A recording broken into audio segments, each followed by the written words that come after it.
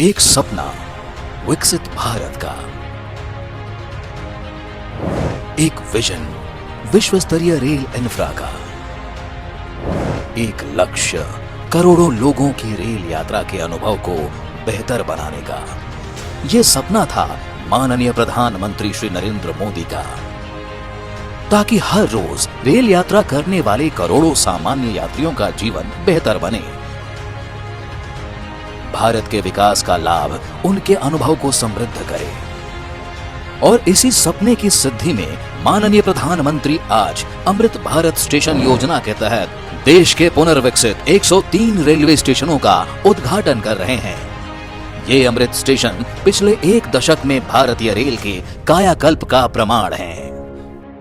आज देश विकसित भारत की संकल्प सिद्धि में जुटा है और इसके लिए भारतीय रेलवे का विकास बहुत महत्वपूर्ण है।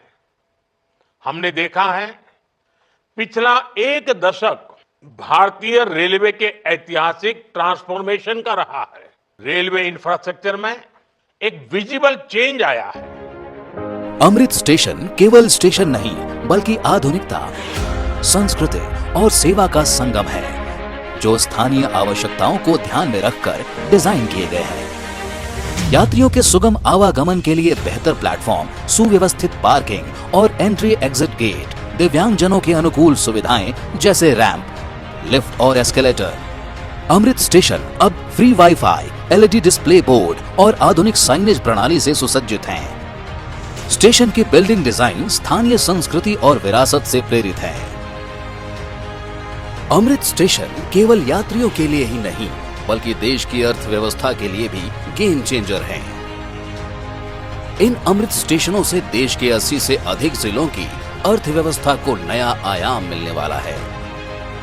उत्तर प्रदेश के 19, गुजरात के 18, छत्तीसगढ़ के 5, बिहार के 2, झारखंड के 3, कर्नाटक के 5, केरल के 2, मध्य प्रदेश के 6, महाराष्ट्र के 15, राजस्थान के 8, तमिलनाडु के 9, तेलंगाना के 3, पश्चिम बंगाल के 3 और आंध्र प्रदेश, असम, पुडुचेरी, हरियाणा और हिमाचल प्रदेश के एक अमृत स्टेशन सशक्त भारत के निर्माण में अपनी भूमिका निभाने को तैयार हैं। अमृत स्टेशनों के उद्घाटन के साथ माननीय प्रधानमंत्री आज राजस्थान को सुदृढ़ रेल इंफ्रा की सौगात दे रहे हैं। 58 किलोमीटर लंबी चूरू सादुलपुर रेल लाइन के दोहरीकरण की आधारशिला रखी जा रही है। इस प्रोजेक्ट के पूरा होने से रेल ट्रैफिक का प्रबंधन बेहतर होगा और उत्तर पश्चिम भारत के शहरों की अर्थव्यवस्था और गतिमान बनेगी, जबकि सूरतगढ़, फलोदी, फुलेरा, डेगाना, उदयपुर, हिम्मतनगर, फलोदी, जैसलमेर, समदड़ी, बाड़मेर रेल लाइन के विद्युतीकरण का राष्ट्र को समर्पण भी कर रहे हैं। रेल लाइनों के विद्युतीकरण से जहां जीरो कार्बन उत्सर्जन लक्ष्य प्राप्ति में मदद मिलेगी, वहीं आयातित हाई स्पीड डीजल पर भारतीय रेल की निर्भरता भी कम होगी। इसके साथ बीकानेर से मुंबई के बीच नई ट्रेन सेवा की शुरुआत हो रही है। नई ट्रेन सेवा के संचालन से जहां 2 राज्यों के बीच रेल कनेक्टिविटी मजबूत होगी, वहीं छात्रों और कारोबारियों को यात्रा का नया विकल्प मिलेगा।